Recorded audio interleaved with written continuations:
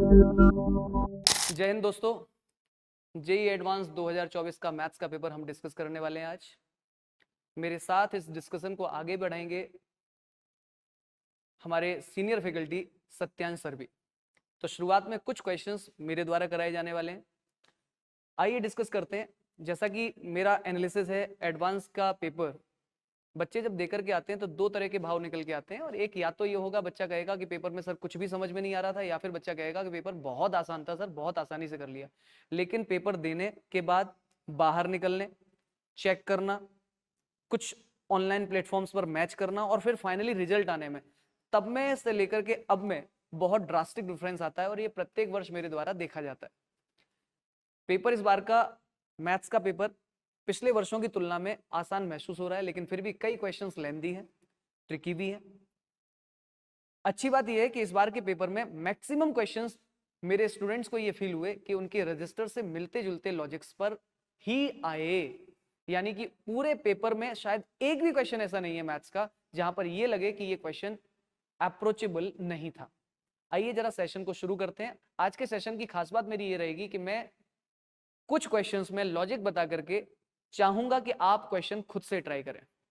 चलिए शुरू करते हैं एडवांस का 2024 का पेपर। फर्स्ट क्वेश्चन मेरे लिए, बाकी सेकंड यहां पर इसलिए मेंशन है क्योंकि कुछ क्वेश्चंस मैं करूंगा और कुछ क्वेश्चंस सत्य आंसर करने वाले हैं। अजय, ये क्वेश्चन प्रोबेबिलिटी का है और आज जब मैं आपको क्वेश्चंस कराऊंगा तो मैं इस बात का बहुत ज्यादा ध्यान रखने वाला हूं कि मैं आपको हर एक क्वेश्चन में आपको पहले स्किल्स बता दूं कि उस क्वेश्चन के लिए कौन से स्किल की जरूरत थी जो हमें पता होनी चाहिए। जैसे कि ये क्वेश्चन, आप यकीन नहीं मानेंगे, ये क्वेश्चन इससे मिलता जुलता क्वेश्चन हम लोग बोर्ड एग्जाम में करते हैं, बस छोटा सा फर्क है। अब जैसे इस क्वेश्चन में अगर देखें, मैंने इस क्वेश्चन को जब ट्राई किया तो भाई इस क्वेश्चन में क्या क्या रहा है, आइए पढ़ लेते हैं। एक स्टूडेंट है जो अपीयर करता है भाई एक क्विज में जिसमें ट्रू और फॉल्स टाइप के क्वेश्चंस है। मतलब दो ही चीजें, या तो ट्रू होगा या फिर फॉल्स होगा। वो सारे क्वेश्चंस का आंसर भी दे लेता है भाई, ठीक है। The student knows the answer of some questions and guesses the answer for the remaining questions. मतलब सारे क्वेश्चंस करने या तो तुम्हें पता है या फिर तुम गेस करते हो। तो दो वैरायटी है। जैसे ही ये क्वेश्चन आ जाए दो वैरायटी है, तो इसका मतलब ये हुआ कि या तो काम इस तरीके से होगा या फिर इस तरीके से होगा। तो दो चीजें हैं, या तो हमें बात करनी पड़ेगी गेस करने की और या फिर हमें पता है, नोज, KNOWS। तो दो बातें होने वाली है। आगे बढ़ते हैं। Whenever student knows the answer of a question, he gives the answer correct। मतलब समझिए, जब उसे पता है तो यानी कि दो बातें तुम्हें यहां पर फील हो रही होगी कि उसे पता है, यानी कि अगर उसे पता है, he knows, फिर आंसर करता है, इस बात की प्रोबेबिलिटी अगर देखी जाए तो that is going to be 1। आगे बढ़ते हैं यार।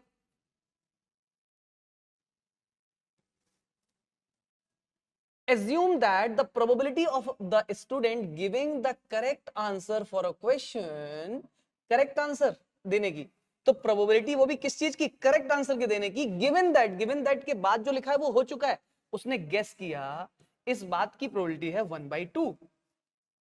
आगे बढ़ते हैं। ऑल्सो ऐसा एज्यूम करो that the probability of the answer of a question being guessed, ओहो, गेस किया जा रहा है question, question being guessed given that the student answer the correct. अच्छा सोचो, पहले कौन सा काम होगा भाई, पहले अपन गेस करेंगे या पता होगा तब आंसर करेक्ट। बट यहां पर क्या बोल रहे हैं, इस बात की प्रोबेबिलिटी की उसने गेस किया, ठीक है। Also assume that the probability of the answer of the question being guessed, question क्या हुआ, गेस्ड हुआ, गिवन दैट कि उसने, मतलब उसने आंसर क्या किया, करेक्ट किया। और अब आपसे कुछ पुरानी बात बोलना है कि इस बात, मतलब सोचो, देखो बेस थ्योरम में था क्या, पहला एक काम होगा उसके बाद दूसरा काम होगा। बट यहां पर क्या बोल रहे हैं उन्होंने, कितना, मतलब यहीं पर तो खेल था, असली खेल तो इसी लाइन में छुपा हुआ है कि ये एज्यूम करो कि उसने आंसर क्या किया, उसने गेस किया, गिवन दैट, तब जबकि वो आंसर करेक्ट दे चुका है, यानी कि आंसर करेक्ट दे चुका है और गेस किया। ओहो, ये तो कुछ, ये चीज ही तो 12th क्लास के बोर्ड एग्जाम में पूछी जाने वाली होती थी, वो दे दी इन्होंने। यही डिफरेंस है भाई साहब, बस यही अंतर है। सोचो, जो चीज बोर्ड एग्जाम पूछता ही था, मतलब इस पर पूरी एक्सरसाइज है बेस थ्योरम की यार। सर आपको कैसे ये क्लिक हुआ भाई, क्यों नहीं क्लिक होगा, अच्छा बताओ आप। हम पहले गेस करेंगे, फिर आंसर देंगे, हमें पहले पता होगा फिर आंसर देंगे। यही था, यही होना चाहिए था। बट इन्होंने क्या कहा, इन्होंने कहा इस बात की वोल्टी थी कि भाई कि बंदे ने आंसर गेस किया तब जबकि पहले वो कर चुका था, इस बात की प्रोबेबिलिटी। यानी कि भाई साहब बेस थ्योरम का खेल है यहीं पर, और यही क्लू था कि प्रोबेबिलिटी ऑफ जी बाई सी हमें निकालना है। यानी कि क्या खेल है, हमें आंसर करेक्ट दे चुके हैं, तो करेक्ट आंसर के टोटल तरीके कितने हो सकते थे, प्रोबेबिलिटी हम गैस करें भाई साहब, और अब हम गैस करें, और अब हम जब गैस कर चुके हैं तब अपन आंसर दे देते हैं। गैस कर चुके हैं या फिर हमें पता है, और हमें पता है, अब हम क्या करेंगे, हमें पता है भाई साहब, तो जब पता है तो हम पता कर चुके हैं, अब हम आंसर क्या कर रहे हैं, करेक्ट कर रहे हैं भाई साहब। यहां पर करेक्ट कर रहे हैं तब जबकि हमने गैस किया हुआ है। अब इन दोनों में से ही ऊपर क्या आना है, गैस वाला, वो फेवरेबल है, यानी कि यही डिपार्टमेंट ऊपर आ जाएगा। खेल खत्म भाई। या तो हमें आंसर पता है या फिर गेस, दो ही संभावनाएं थी। तो अगर हमें ये निकालना है, इसको मैं अगर थोड़ी देर के लिए एक्स मान लूं तो इस बात की प्रोबेबिलिटी हो जाएगी 1 माइनस एक्स, क्योंकि दो ही चीजें हो सकती, म्यूचुअली एक्सक्लूसिव इवेंट्स अपन ने पढ़ रखे होते हैं। या तो हमें पता है या फिर हमें गेस करना है, दो के अलावा तीसरी संभावना नहीं। एक की प्रोबेबिलिटी एक्स मान ली तो दूसरे की क्या हो जाएगी 1 माइनस एक्स। मुझे लगता है सारा डेटा हमारे पास है यार, छापो यार, जल्दी छापो और आंसर बताओ यार।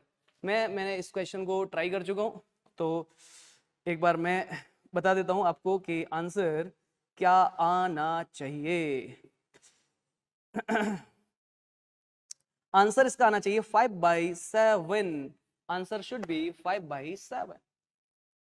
तो दोस्तों करो फटाफट यार और बताओ यार जल्दी से। चलिए अगले क्वेश्चन पर हम आगे बढ़ेंगे जरा। आइए जी अगले क्वेश्चन पर आगे बढ़ते हैं। एक बहुत ही प्यारा क्वेश्चन है ये, 2D का क्वेश्चन है। आइए जरा देखते हैं इस क्वेश्चन को। क्या दिया हुआ है यहाँ पर कि एक इलिप्स है, इलिप्स है जिसमें एक्स स्क्वायर के नीचे लिखा हुआ नंबर बड़ा है, इसका मतलब ये एक्स एक्सिस पर फैला हुआ इलिप्स है। बहुत सिंपल सा एक साधारण सा इलिप्स दे दिया गया है।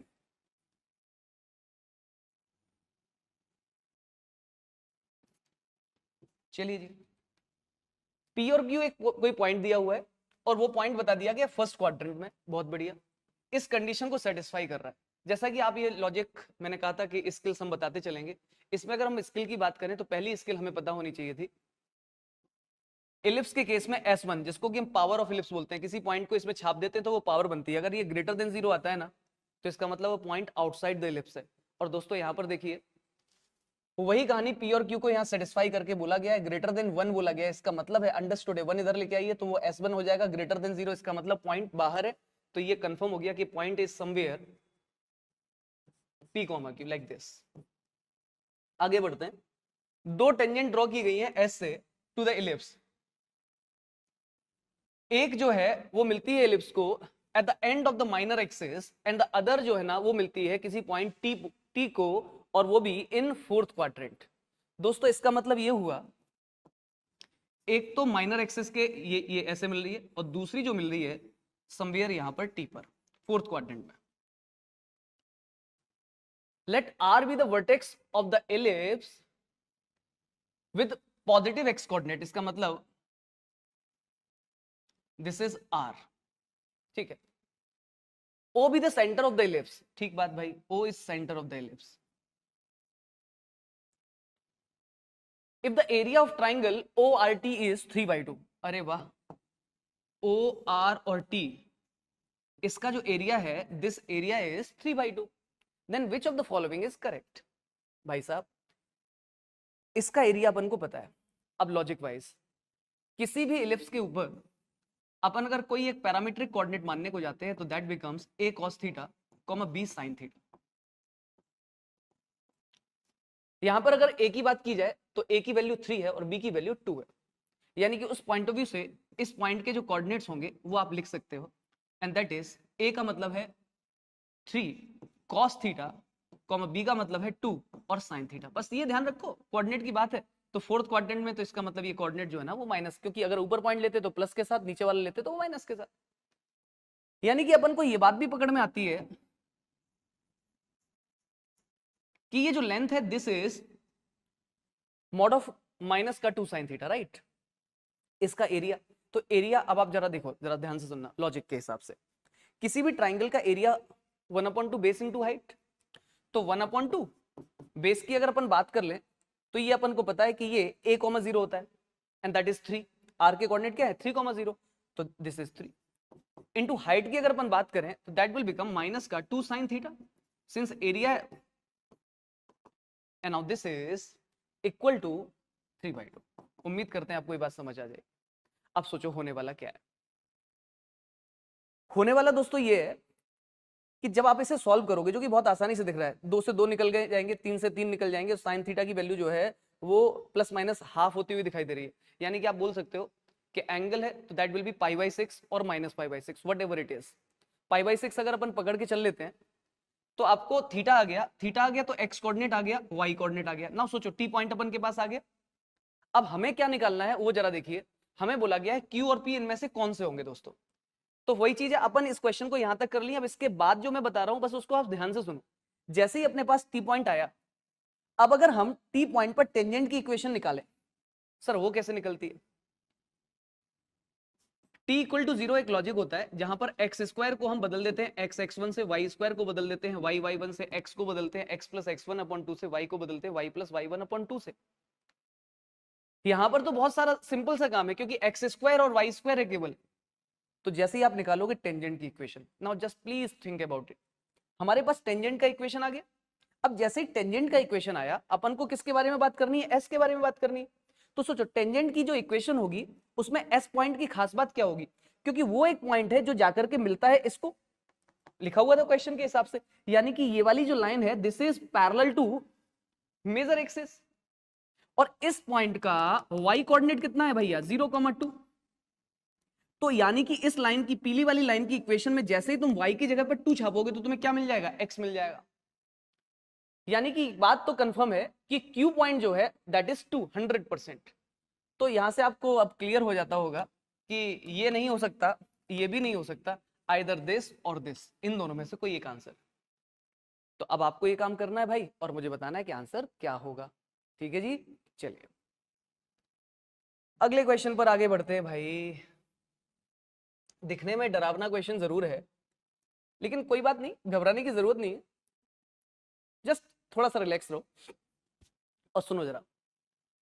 सबसे पहले तो ये एक सेट का क्वेश्चन है भाई और बहुत आसान क्वेश्चन है। अगर इसको थोड़ा भी गंभीरता से लिया जाए तो ये बहुत आसानी से सॉल्व हो सकता था। सबसे पहली चीज है, सेट में हमें हमेशा ये देखना में आना चाहिए कि जब भी क्वेश्चन को करो तो एक बार आप समझो डिटेल में कि चाह क्या रहे। जैसे कि मेरा अंदाज कुछ ऐसा है कि ये एक सेट एस है, a plus B root 2, A comma B वो इंटीजर को बिलोंग कर रहे हैं। अगर a और b इंटीजर है तो a और b इंटीजर यानी कि b की वैल्यू और a की वैल्यू कभी जीरो भी हो सकती है। अब सर ये जीरो में क्यों आप इतना इंटरेस्ट ले रहे हो, सर जीरो में इसलिए इंटरेस्ट ले रहे हैं क्योंकि अगर b जीरो हो जाएगा ना तो फिर a एक इंटीजर आएगा। यानी कि ऐसे एक सेट है जिसमें रैशनल नंबर भी है तो इरेशनल नंबर्स भी है। उम्मीद करते हैं आपको ये बात समझ में आ गई। जैसे b जीरो होगा तो फिर तो इंटीजर बनेगा ना भाई। अच्छा t1 देखिए जरा, t1 है -1 प्लस रूट 2 की होल पावर n और n नेचुरल नंबर है। यानी कि अगर t1 को ध्यान से समझा जाए तो कहीं ना कहीं t1 कुछ इस रूप का होगा ना, -1 प्लस रूट 2 बोलो। अच्छा जैसे ही अगर इसका स्क्वायर करोगे तो a square plus B square होगा भाई, वो तो 3 हो जाएगा, और -2 भी तो -2√2 हो जाएगा। ऐसे ही होल क्यूब करोगे तो ऐसे ही डिपार्टमेंट ये आगे बढ़ जाएगा t1 का। तो t1 को अगर थोड़ा सा गौर से देखो तो कहीं ना कहीं t1 में एक तो √2 आया, तो फिर यहां पर क्या आया 2√2 आया, आगे चलेगा तो ये कहीं ना कहीं 3√2 भी कंफर्म आएगा, प्लस या माइनस। अच्छा अब ये देखो t2 को देखना जरा ध्यान से, t2 को देखो तो t2 एक तो है 1 प्लस √2, मतलब यहां पर बीच में ये माइनस का था बट ये भी प्लस का हुआ, √2 आया। अब होल स्क्वायर करोगे तो 3 बनेगा जो कि आपको दिखाई दे रहा होगा, a square plus B square साथ में 2√2। मतलब मेरे को तो ये भी दिखाई दिया कि यहां पर माइनस है तो यहां पर ये क्या भी आने लग गया, प्लस भी आने लग गया। ठीक है, तो t1 का जो एक रूप दिखाई दे रहा है, t2 का जो रूप दिखाई दे रहा है, अब ऑप्शंस पे अगर ध्यान से देखा जाए तो लिखा है z फॉर इंटीजर्स। ठीक है, t1 यूनियन t2 यानी कि इन दोनों का कॉम्बिनेशन और इंटीजर का कॉम्बिनेशन। सोचो आप, ये जो दिख रहे ये इन्हीं रूप के ही तो दिख रहे भाई, और उसमें भी क्या किसको और पकड़ लिया, इंटीजर्स को भी पकड़ लिया भाई। सीधी सी बात है, एस के अंदर क्या भी आएंगे, इंटीजर्स भी आएंगे। तो कहीं ना कहीं ऑब्वियस है कि इस सारी चीजों का यूनियन ये सबसेट होगा भाई। किसका सबसेट होगा, एस का। इनफैक्ट सही शब्द है, प्रॉपर सबसेट होगा। तो कंफर्म है ना ये बात, प्रॉपर सबसेट उन्होंने सिंबल बना करके दिया है, तो ये वाली बात तो सही होती हुई दिखाई दे रही है। अब आ जाइए, बोल रहे हैं कि T1 का इंटरसेक्शन अगर किया जाए कुछ 0,1 ऐसा कुछ करके।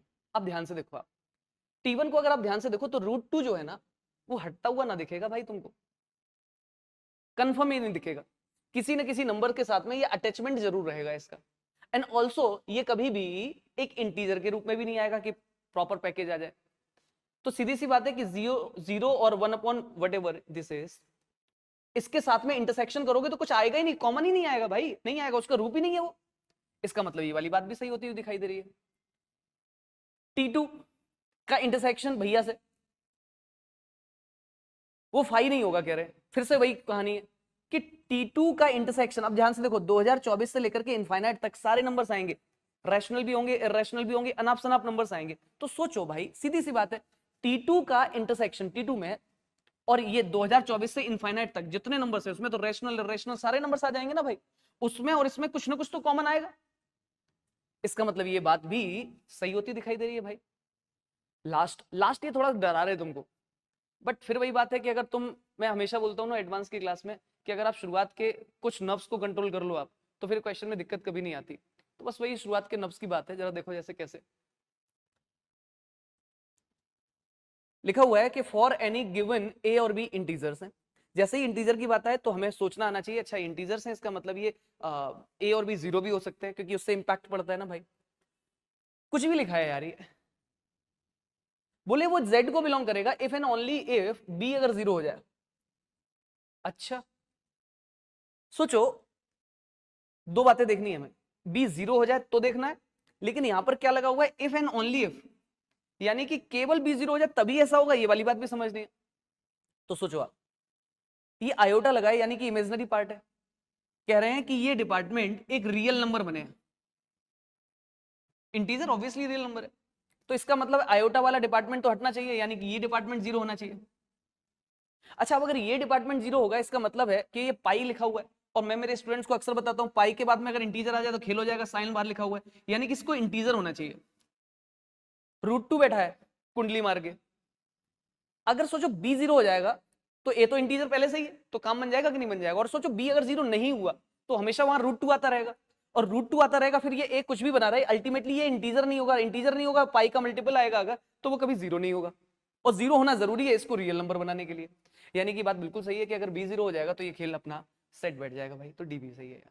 ठीक है जी, तो मुझे लगता है कि इस क्वेश्चन को देख करके बच्चे थोड़ा घबरा गए होंगे, बट अगर थोड़ा सा दिमाग लगाया जाए तो इसको बहुत तेजी से किया जा सकता था। तो दोस्तों एक करेक्शन इसमें जरूर करना होगा हमें, और वो करेक्शन ये है कि अभी मैं डिस्कशन करते समय मैंने इसको ट्रीट कर लिया कुछ इस तरह से, मतलब मैंने ये बात बोली आपको कि भाई T1 में जीरो नहीं हो सकता और 1/2024 नहीं हो सकता, मैंने उसको ट्रीट कर लिया, लेकिन ये क्या है, ये नहीं है, ये क्या है, ये एक इंटरवल है, यानी कि जीरो से लेकर के 1/2024, ये जीरो, ये 1/2024 कहीं यहाँ कहीं आएगा, इसके बीच में इनफाइनाइट नंबर्स हैं, कुछ रैशनल होंगे कुछ इरेशनल होंगे, तो बिल्कुल ऑब्वियसली यहाँ पर कुछ एलिमेंट्स, क्या कई सारे एलिमेंट्स इसमें उसमें कॉमन आने वाले हैं, और कॉमन आने वाले हैं भाई, इसका मतलब ये फाई होगा, ये कहना गलत है। तो b part is the wrong answer, right answer is a, c और डी। तो मैंने वो करली ब्रेसेस के कारण उसको ले लिया, तो उम्मीद है आपको ये बात समझ आ गई होगी कि ये बी क्यों गलत है भाई। आ जाओ यार, अगला क्वेश्चन देखते हैं जी।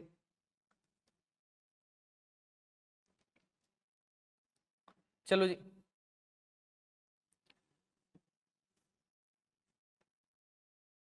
लिखा हुआ है लेट आर स्क्वायर डिनोट करता है आर क्रॉस आर। बढ़िया, एस दिया हुआ है एबीसी, एबीसी रियल नंबर्स हैं, ग्रेटर देन जीरो दिया हुआ है, कुछ भी कोई एक रिजल्ट है एक्स और वाई में, ठीक है। For all X comma Y belong कर रहे हैं आर और आर, इसका मतलब तो ये हो गया कि एक्स भी एक रियल नंबर है भाई, और वाई भी एक रियल नंबर है, बट वो जीरो और जीरो नहीं है, मतलब वो जीरो नहीं है भाई, ये भी जीरो नहीं है भैया, ठीक है, जीरो के अलावा कोई भी रियल नंबर है, अच्छी बात है। तो इनमें से कौन सा स्टेटमेंट सही है? दोस्तों इस क्वेश्चन में भी मैं आपको लॉजिक बताने वाला हूं, कहानी आप बढ़ाओगे और फिर कमेंट करके मुझे आंसर बताओगे, ठीक है। ध्यान से देखो, ये एक्स स्क्वायर लिखा हुआ है, यहां पर वाई स्क्वायर, हमने ऐसा कई जगह देखा है, कई बार देखा है, हम टेन थीटा में क्वाड्रेटिक को देखे हैं ट्रिग्नोमेट्री के अंदर, तो जब टेन थीटा में क्वाड्रेटिक आती है तो टेन थीटा अगर रियल होता है तो हम कहते हैं कि उसके रूट्स रियल हैं। हमने टू डायमेंशन ज्योमेट्री में पेयर ऑफ स्ट्रेट लाइंस के अंदर ये वाला डिपार्टमेंट देखा होता है। हमने एक स्ट्रेट लाइन और एक इलिप्स किस तरह का व्यवहार रखेंगे वो जब पता करते हैं कि टच करेंगे या कट करेंगे, और वहां से स्ट्रेट लाइन से y उठा करके अपन कर्व की इक्वेशन में छापते हैं, तो y equal to m x plus c जब होता है तो वहां m और x दोनों में क्वाड्रेटिक बन रही होती है। मैं ये बताना चाहता हूं कि इस तरह से कि दो वेरिएबल के अंदर क्वाड्रेटिक आए तो ऐसा कई बार होता है। लॉजिक ये था कि अगर हम इसे वाई स्क्वायर से डिवाइड कर देते तो देखो a एम स्क्वायर, सर आपने ये क्या किया? सर ने कुछ नहीं, सर ने तो केवल वाई स्क्वायर से डिवाइड किया है तो एक्स अपॉन वाई को थोड़ी देर के लिए m मान लिया है। तो सोचो वाई स्क्वायर से डिवाइड किया तो this is M square, plus Y square से डिवाइड करोगे एक वाई कट जाएगा तो दिस विल बी 2bm और plus C, and this is greater than 0। Keeping in mind y 0 है नहीं, पहले से कंडीशन थी, x अपॉन वाई m है और m कहीं ना कहीं एक रियल नंबर है। खेल खत्म है भाई साहब। अगर m एक रियल नंबर है तो यानी कि ये क्वाड्रेटिक जो है वो हर रियल m के लिए वैलिड है, और यानी कि अब एक क्वाड्रेटिक अगर ग्रेटर देन 0 है इसका मतलब क्या होगा भाई? m स्क्वायर का coefficient a must be greater than 0 and d must be less than 0, और d का मतलब हुआ b square minus 4ac and this must be less than 0। b square minus 4ac must be less than 0। 4 बाहर निकाल लो भाई, 4 जैसे ही बाहर निकाल के निपटा दिया तो it will become b square less than ac। यहां से एक रिजल्ट ये आया, एक रिजल्ट ये आया। अगर ये दोनों रिजल्ट वैलिड है एबीसी के तो ये होगा, अगर ये होगा तो वो ये होगा, right. Now in the very first option A की वैल्यू, क्योंकि एबीसी दिया हुआ है, ए की वैल्यू ग्रेटर देन 0 है, वो कंडीशन सेटिस्फाई हो रही नहीं है, वो आपको चेक करना है। सेम आपको बी में काम चेक करना है भाई, आपको बताना है बहुत। अब देखो यार कुछ हद पे तो मैं रोकना पड़ेगा ना, अगर मैं पूरा क्वेश्चन आपको कर जाऊंगा तो फिर भाई स्पून फीडिंग हो गई ना, और स्पून फीडिंग अगर कराएंगे बेटा तो फिर सेशन का कोई अर्थ नहीं है, फिर आप सीखने के लिए नहीं है, फिर तो आप बस मजे लेते रहो देखते देखते। अच्छा यार for ABC the system of linear equation दे दिया हुआ है यूनिक सॉल्यूशन। मैं आपको बताऊं हर ऑनलाइन प्लेटफॉर्म पर आपको टीचर्स जो है ना वो सॉल्यूशन पूरा दिखाने की कोशिश करते हैं। मेरा मानना है कि एक जगह आकर के आपको रोक करके अब आप खुद से लगाओ, यहाँ पर आपको कॉन्फिडेंस क्रिएट होगा। देखो एक बार आप ट्राई करके देखना, एबीसी दिया हुआ है कि भाई वो एस को बिलोंग कर रहे हैं। अब क्या लिखा है? System of linear equations has unique solution. अब इसके लिए जो स्किल चाहिए वो कौन सा चाहिए? Unique solution. भाई साहब यूनिक सॉल्यूशन आप चाहो तो 10th क्लास के लॉजिक से, क्योंकि बिल्कुल बेसिक सी दो स्ट्रेट लाइन दिख रही है, a1 upon a2 is not equal to b1 upon a2, एक। और दूसरा अगर आप डिटर्मिनेंट की मदद से चले जाओ तो यूनिक सॉल्यूशन के केस में d की value is not equal to 0, determinant is not equal to 0। Determinant आप निकालोगे तो आपको दिख जाएगा। अब मैं चाहता हूं डिटर्मिनेंट निकालो और लगाओ लॉजिक, बस ये रिजल्ट और ये रिजल्ट आपके काम में आने वाला है। इधर आ जाओ जरा, ABC system of linear equations, फिर से इक्वेशन दी हुई है, यूनिक सॉल्यूशन। भाई यूनिक सॉल्यूशन का मतलब क्या है? डिटर्मिनेंट आप मुझे बताओ, चलो मैं फंडामेंटली बता देता हूं। ये a+1 लिखते हैं, यहाँ b लिखते हैं, यहाँ b लिखते हैं, यहाँ c+1 लिखते हैं दोस्तों। ये डिटर्मिनेंट a d होता था। मल्टीप्लाई कर लो भाई, इसका इंटू इससे माइनस ये, that will become ac plus a plus c minus b square. ये आ गया अपने लिए d। तो जी अब अपन को ये देखना है कि बेसिकली d जो है वो 0 है या नहीं है, क्योंकि अगर 0 नहीं है तो ये बात तो कंफर्म हो गई, साबित हो गई। अब आ जाइए इधर, ध्यान से देखो, तो बी स्क्वायर जो है ना वो छोटा है AC से, ये वाली बात कह रहा है। बी स्क्वायर अपने में से कभी निगेटिव तो हो नहीं सकता, और वो छोटा है, इसका मतलब ये मानते हो आप कि A और C दोनों का प्रोडक्ट जो है वो पॉजिटिव है, AC पॉजिटिव है, A पहले से पॉजिटिव है, यानी कि C भी पॉजिटिव है जी। हेलो, उम्मीद है आपको समझ में आ रही होगी बात। अगर ये कहानी क्लियर है तो आप जरा ध्यान से देखो, AC पहले से बड़ा है बी स्क्वायर से, तो यानी कि हम यहां से ये बात कह सकते हैं ना कि AC minus B square this is actually positive, और अगर ये पॉजिटिव है उसमें दो पॉजिटिव नंबर है, क्योंकि ए और सी पॉजिटिव है, मैंने भी प्रूव किया आपके लिए, यानी कि this is always greater than 0। और अगर ये ग्रेटर देन 0 है, इसका मतलब क्या हुआ भाई कि डी की वैल्यू 0 नहीं है। उम्मीद आपको समझ आ गई होगी बात। अब आपको पता है कि क्या करना है जी। अब ये वाला काम बहुत आसान हो जाएगा, अगर आप कहो तो मैं बता देता हूं भाई, ए बी बी सी। आओ यार, अब छोड़ो ना यार, सर रहने दो सर, कर लेंगे सर, सर अब कर लेंगे सर, कर। आपको डी देखना है, डी 0 होगा या नहीं होगा, ठीक है जी। चलिए आगे बढ़ेंगे अगले क्वेश्चन पर। आओ यार, मुझे लगता है ये एक अच्छा क्वेश्चन था जहां पर बच्चे थोड़ा सा दूर भी भागे होंगे और इसमें एक गलती होने की संभावना भी है। अब स्किल्स की अगर बात करें तो इस पर्टिकुलर क्वेश्चन को करने के लिए एक शानदार स्किल चाहिए। वो शानदार स्किल क्या चाहिए वो मैं आपको समझाता हूं, जरा ध्यान से देखो। तो आप ऐसे समझिए कि मेरी हथेली दो पैरेलल प्लेन की तरह रिएक्ट कर रहे हैं, ठीक है। तो हमें इसके लिए पता होनी चाहिए कि दो हथेली अगर ये मेरे पैरेलल प्लेन हैं, अब मैं अगर इस पर रेक्टेंगल अगर एक बनाना चाहूं इस तरह से कि रेक्टेंगल की एक साइड यानी कि दो वर्टेक्स इस वाले प्लेन पर हो और दो वर्टेक्स इस वाले प्लेन पर हो, तो ऐसी सिचुएशन में एक रेक्टेंगल की कल्पना तो ये की जा सकती है, ठीक। दूसरे रेक्टेंगल की कल्पना ये की जा सकती है, ठीक। तो बच्चों ने ये कल्पना तो करी, भाई समझ में आ रहा है कि रेक्टेंगल है, इसका मतलब क्या हो गया, इसका मतलब ये हो गया कि इसके और इसके बीच का एंगल कितना है भैया, 90 डिग्री दिख रहा है अपन को, ठीक है। और ऑब्वियसली ये रेक्टेंगल बनेगा नहीं, रिक्वायर्ड नहीं है। क्यों नहीं है रिक्वायर्ड? क्योंकि अभी एक ही वर्टेक्स, एक वर्टेक्स नीचे वाले प्लेन पर है और दूसरी वाली वर्टेक्स एक ऊपर वाले प्लेन पर है। यानी कि इस क्वेश्चन को, एडवांस के क्वेश्चन को करने के लिए जो स्किल की जरूरत थी वो ये कि ये आपको फील दे पाए कि ये भी एक रेक्टेंगल बन सकता था, ये तिरछा सा, ये भी एक रेक्टेंगल है। अब आप में से कई लोगों को ऐसा लगेगा कि सर अगर ये तिरछा सा हो गया तो फिर 90 डिग्री का एंगल नहीं रहेगा। बस यही चीज आपको विजुलाइज करनी थी कि ये एंगल अभी भी 90 डिग्री का ही है, क्योंकि ये तो फिक्स है, मैं तो इसको छेड़छाड़ कर नहीं रहा हूं, हल्का सा तिरछा करके रेक्टेंगल बना रहा हूं। आप मेरी बात समझ रहे हैं? तिरछा करके रेक्टेंगल जो हम बनाने का प्रयास करेंगे, तो आप जरा देखिए, तिरछा जैसे ही रेक्टेंगल बनेगा, तिरछा रेक्टेंगल, तो ये रेक्टेंगल तो वही रहा ना भाई, बट अब इसमें हुआ क्या वो समझिए जरा। अगर दो पैरेलल प्लेन के बीच की दूरी 5 सेंटीमीटर है, तो अगर ये परपेंडिकुलर है लाइक दिस, तो उसमें इसकी ये वाली साइड और ये वाली साइड 5 ही है। लेकिन अगर हम तिरछा करके बनाएंगे तो रेक्टेंगल की साइड उस 5 के कंपैरिजन में ज्यादा हो जाएगी। बस ये विजुअलाइजेशन अगर हमारे पास है तो हम इस क्वेश्चन को कर सकते थे। अब आ जाइए और देखते हैं इस क्वेश्चन को, ठीक है। आ जाइए, सबसे पहली चीज बोली गई है आर क्यूब जो है वो 3 डायमेंशनल फिगर है कोई, ठीक, मतलब प्लेन है, स्पेस है कोई भी, और P दिया है 1 2 3, Q दिया है 4 2 7, 2 पॉइंट दिए।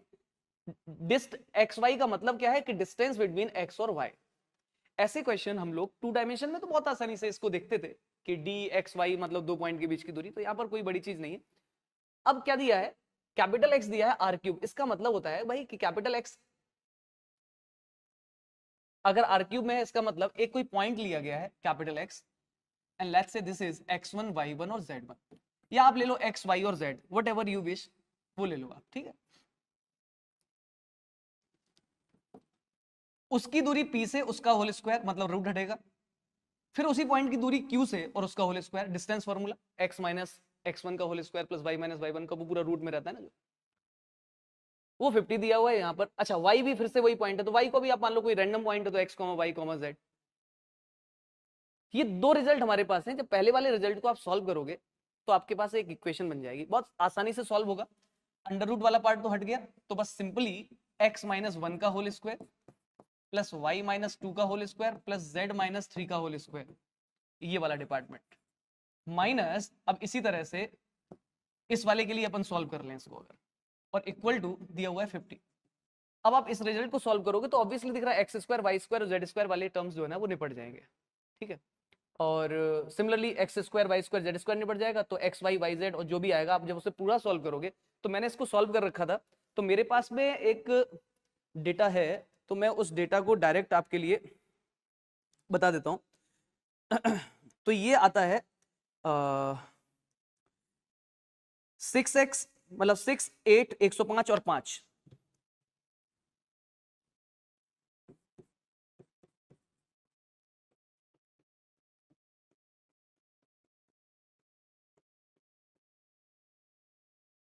अब जो ये आया है, दिखने में दो वेरिएबल हैं, बट ये 3 डायमेंशन की बात है, तो ऑब्वियसली ये जो दो इक्वेशन आई है दोनों प्लेन की इक्वेशन आई है। और जैसा कि मैं थोड़ी देर पहले कह चुका था आपसे विजुअलाइजेशन के बारे में, दोस्तों दोनों प्लेन पैरेलल है। एक प्लेन ऊपर वाला which is represented by S, and नीचे वाला this is represented by T. दोनों कैसे हैं? पैरेलल। आप इसे सॉल्व करो भाई, you will get the same. अब आ जाइए option. There is a triangle whose area is 1 and all whose vertices are from S। ये प्लेन S है, ठीक। इसके ऊपर तीनों वर्टेक्स लेकर के एरिया 1 रहे, ऐसे कितने ट्राइंगल बनाए जा सकते हैं? वही बोला गया, obviously this is true. There are two distinct points L and M in T। Okay, T, L और M दो अलग points, such that each point on the line segment LM is also in T। ओहो, हाँ जी, बच गया। तो ऐसी situation में दो पॉइंट है L और M, उनको मिलाने वाला जो लाइन सेगमेंट होगा वो लाइन सेगमेंट पूरी तरह से उस प्लेन में ही होगा क्या? आप बोलो यार। ऑब्वियसली सर, ये भी true. There are infinitely many rectangles of perimeter 48। अब उसके लिए आपको इन दोनों पैरेलल प्लेन के बीच की दूरी निकालनी होगी। अब स्केल के लिए क्या चाहिए? दो पैरेलल प्लेन के बीच की दूरी क्या आती है भाई? दोनों के कांस्टेंट टर्म का डिफरेंस अपॉन में अंडर रूट के अंदर a square plus B square plus C square. यहां पर जब आप डिस्टेंस निकालेंगे that will become 10 units. Plane parallel है, दोनों के बीच में गैप है 10 का। तो वो जो कल्पना वाली बात कही थी मैंने, मैक्सिमम बच्चे उनके बीच में रेक्टेंगल की जो कल्पना करेंगे ना, वो या तो ये या फिर ये। तो उनको क्या लगेगा कि ये 10, ये 10। अब ये दो 10 हो गए, तो हमसे क्या पूछा गया था? पेरीमीटर। 10 10 तो हो गए भैया, कितने हो गए? 20। अब पेरीमीटर कितना करना है भाई? तो बोले सर 48 करना है। तो सर एक काम कर लेते हैं ना, 10 10 हो चुका है, 20 हो गए, बचे कितने? 24। 12 12 कर लेते हैं सर, हो जाएगा। हाँ सर, हो तो जाएगा। तो वो लोग ये क्वेश्चन तो टिक करेंगे, लेकिन इसी सोच के कारण अगले वाले क्वेश्चन में गलती करेंगे। और जैसा कि मैं आपको बता चुका हूं कि हमें क्या कल्पना भी करनी है, हम थोड़ा सा तिरछा भी कल्पना कर सकते हैं। और अगर हम कर सकते हैं तो आपको इसी क्वेश्चन में फीलिंग आ जाएगी कि सर अगर रेक्टेंगल आपको बनाना है तो वो तिरछा भी बन सकता है। चलिए आ जाइए। There is a square of perimeter 48। फिर से वही कहानी है, दो वर्टेक्स उस पर, और जो शुरुआत में मैंने बता दिया था। अब आप सोचिए, स्क्वायर बनाने की जब बात आएगी ना, तो बच्चे क्या सोचेंगे कि वो 10 10 10 10 40 होगा सर। लेकिन नहीं, तिरछा करोगे अगर आप, तिरछा जो मैंने सिखा दिया है, तो 12 12 12 12 48। यानी कि ये वाली बात भी सही है। उम्मीद करते हैं कि ये कहानी भी आपको समझ में आ गई होगी जी। आगे बढ़ लेते हैं भाई। एक बढ़िया क्वेश्चन है ये, और मुझे लगता है कि इसमें बच्चे थोड़ा सा कंफ्यूज जरूर हुए होंगे कहीं ना कहीं, बट ये वास्तव में आसान क्वेश्चन था। एग्जाम के समय कई बार दिमाग नहीं चलता है। 4 डिग्री की एक इक्वेशन दी हुई है, पॉलिनोमियल, रियल कोफिशिएंट्स है, एबीसी जो भी दिए हुए हैं, एफ ऑफ 1 दिया हुआ है -9, तो फटाफट 1 छाप दें अगर हम, तो -9 यानी कि एक रिजल्ट तो अपने पास ये -9 करके 1 यहां पर रखोगे आप, तो that will become 1 plus a plus B plus C, क्योंकि हमने x की जगह पर 1 छाप दिया। ये आ गया जी। आगे आ जाइए। सपोज ये एक रूट है। अच्छा, ये आयोटा √3 दिख रहा है मेरे को, तो मतलब मुझे पर्सनली पसंद है, दिस इज √3 आयोटा, अच्छा लगता है ऐसे। वो रूट है इसका। अरे भाई, हर जगह x है तो x क्या कॉमन ले सकते हैं हम? बिल्कुल ले सकते हैं sir.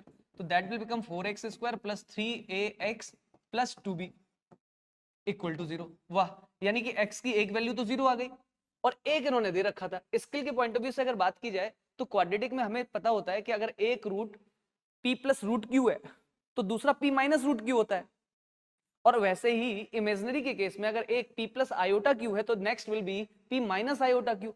On the same note इस क्वाड्रेटिक के दो रूट्स हैं, एक है रूट थ्री आयोटा जो कि हमें दिख रहा है, और जो दिख नहीं रहा है that is minus root three iota. जब रूट्स ऐसे दिए हैं तो क्वाड्रेटिक का फंडामेंटल सिखाता है कि sum of the roots will be zero, और sum of the roots minus B upon two A, यानी कि ए की वैल्यू जीरो हो गई भाई।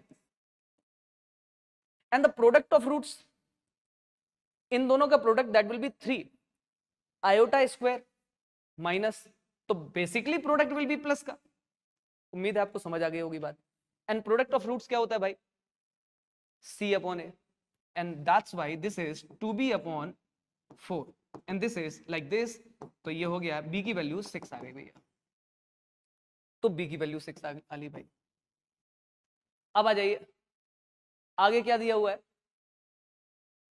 अब दिया हुआ है कि अल्फा 1 अल्फा 2 अल्फा 3 अल्फा 4 वो रूट्स हैं भाई साहब किसके? fx इक्वल टू 0 के। और अब आपको कहानी इनके लिए बतानी है। मैं एक बार फिर से आपको बता देता हूं। हमने देख लिया कि एक x की वैल्यू 0 आ रही थी भाई, यहां से एक रूट इसका रूट थ्री आयोटा, दूसरा वाला रूट है इसका माइनस रूट थ्री आयोटा। दोनों सिचुएशन में हमें सम ऑफ द रूट्स पता है, तो sum of the roots will be zero, तो हमने सम ऑफ द रूट्स लगाया minus B upon two A, तो minus B upon two A minus three A upon four is equal to zero. तो from there we are getting the value of A. अच्छा, अब product of roots C upon ए होता है, तो that is two B upon four.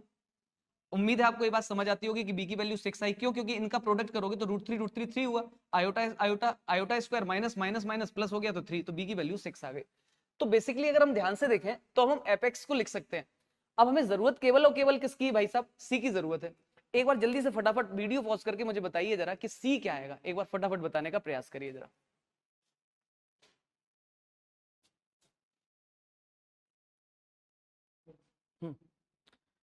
तो जी उम्मीद है कि आप लोगों ने निकाल लिया होगा सी का वैल्यू, तो सी का वैल्यू निकाल लीजिए और बस खेल खत्म है भाई साहब।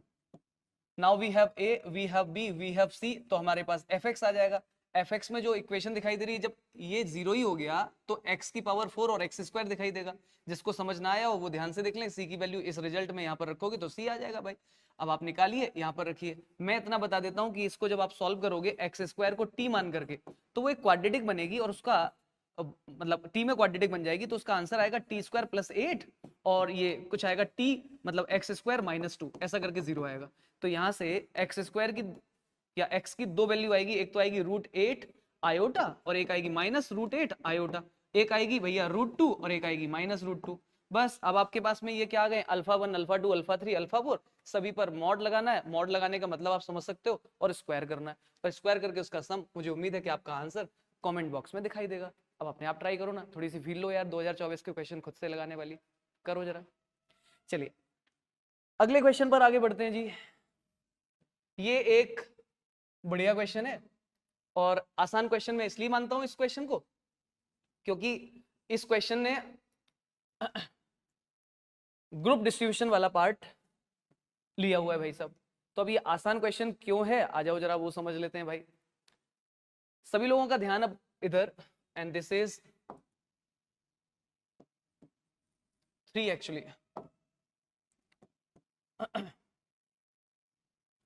ध्यान से देखिए इस क्वेश्चन में क्या बोला गया है। एक ग्रुप है, वो भी कितने स्टूडेंट्स का? 9 स्टूडेंट्स का। S1 से लेकर के S9 तक 9 स्टूडेंट्स का ये ग्रुप है।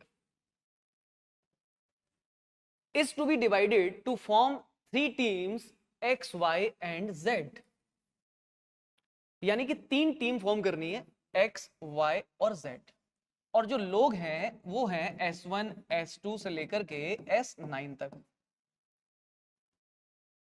ठीक है, इनका साइज जो है दैट इज 2 यहां पर, 3 यहां पर और 4 यहां पर, ऐसे करके टोटल 9 लोगों का हिसाब किताब है।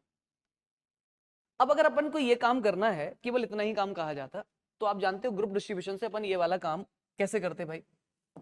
टोटल 9 लोग हैं तो फैक्टोरियल 9, फैक्टोरियल 2, फैक्टोरियल 3 और फैक्टोरियल 4, ये कर देते अपन। ये टोटल तरीके हो जाते हैं इस काम को करने के। यही क्वेश्चन आता है, बट ये क्वेश्चन तो नहीं है। क्वेश्चन क्या है वो जरा देखिए।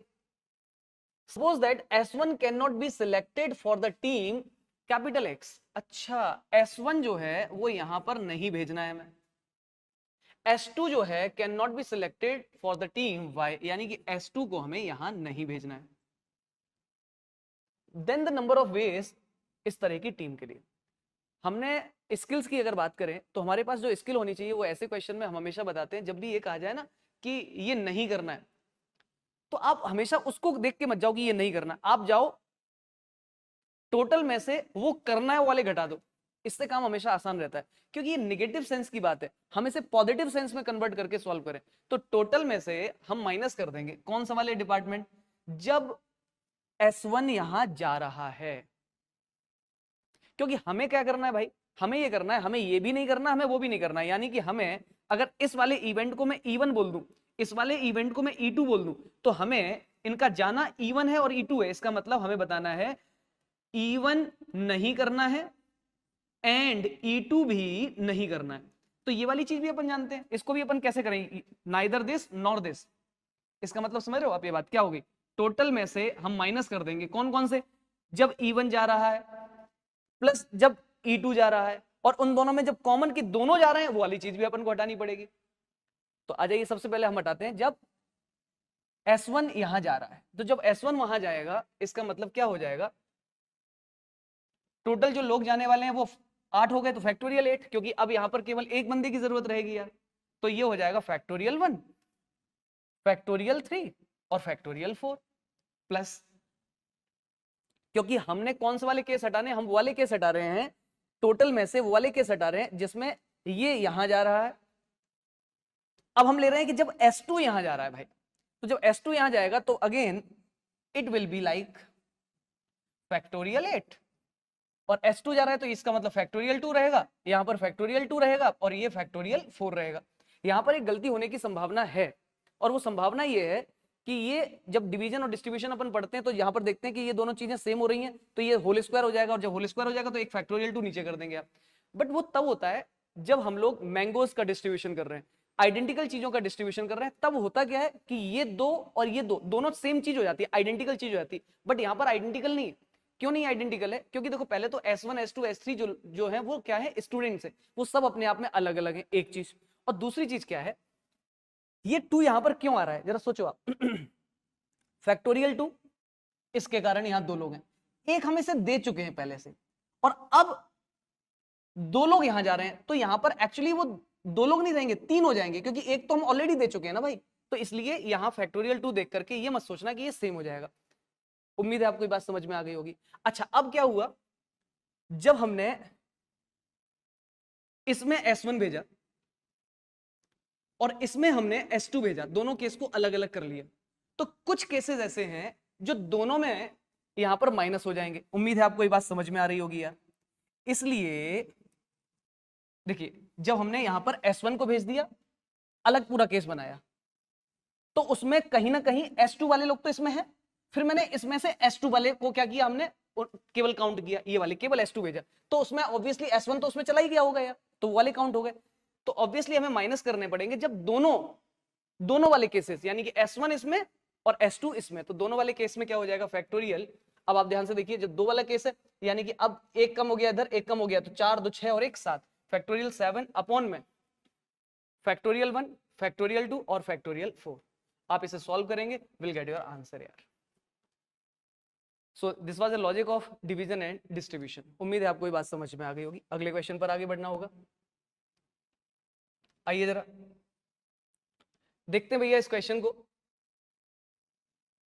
इसमें भी मैं आपको लॉजिक बता करके आगे बढ़ना चाहूंगा, ध्यान से सुनिएगा। L1 दिया हुआ है, L2 दिया हुआ है जी, दोनों लाइन इंटरसेक्ट करते हैं भाई साहब। दोनों लाइन 3D की है, 3D लाइन का इंटरसेक्शन का खेल आप जानते हो।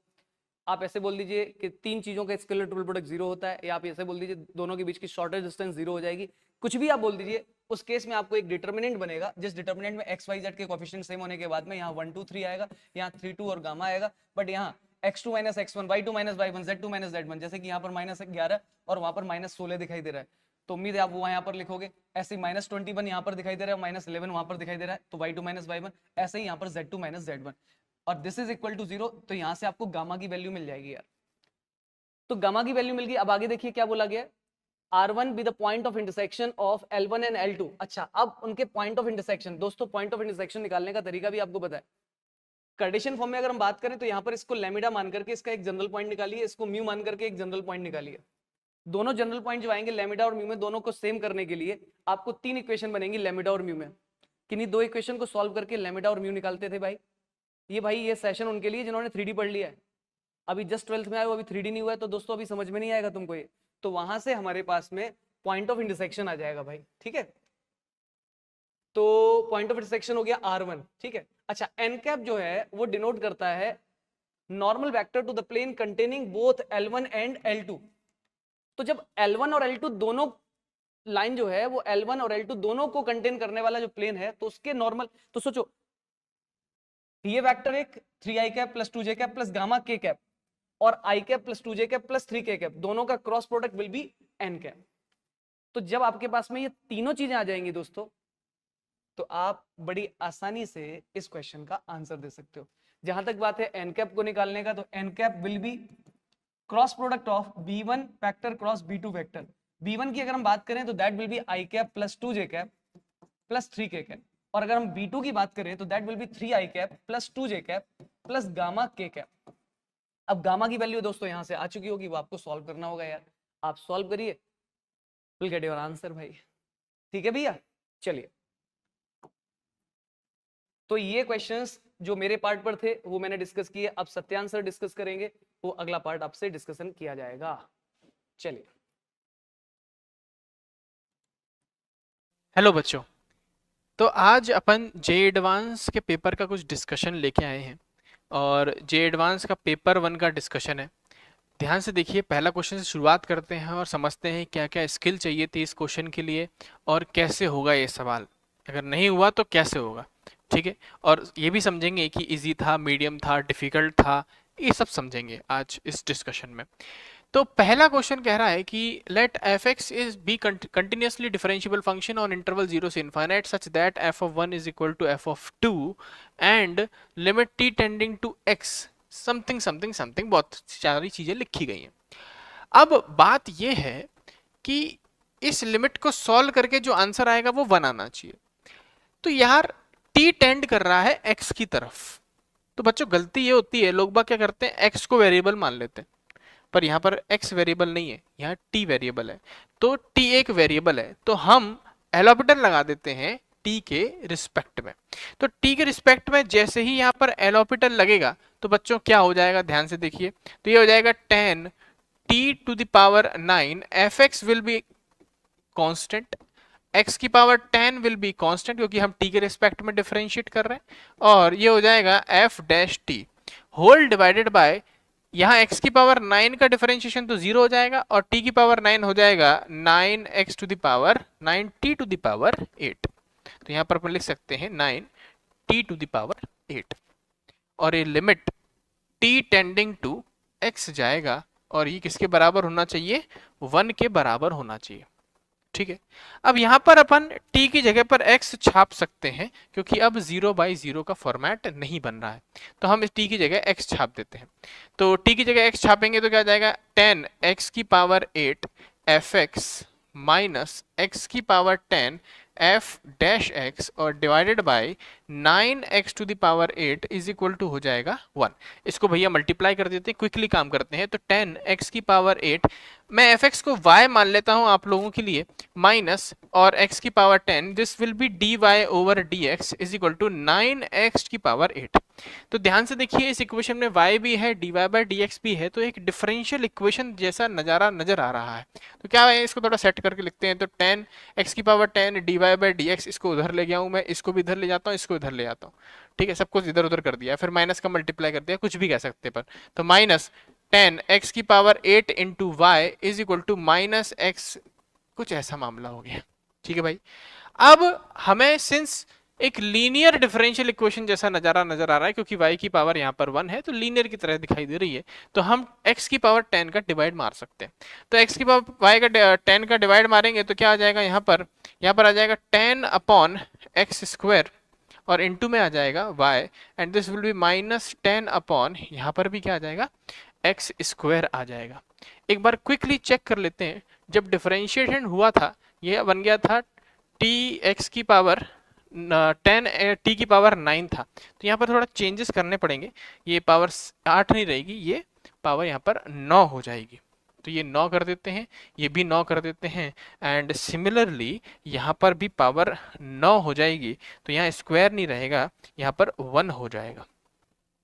ठीक बात। अब आगे बढ़ते हैं, आगे बढ़ेंगे तो ध्यान से समझिए, इंटीग्रेटिंग फैक्टर जैसा कुछ आ जाएगा, देखिए कहीं माइनस प्लस की गलती नहीं होनी चाहिए, एकदम सही है यहाँ पर, ठीक है। तो इंटीग्रेटिंग फैक्टर क्या हो जाएगा, e की power integration of -10 upon x और यहाँ पर आ जाएगा dx। ठीक बात, इंटीग्रेटिंग फैक्टर आ गया, तो कितना आ जाएगा, -10 और log mod x।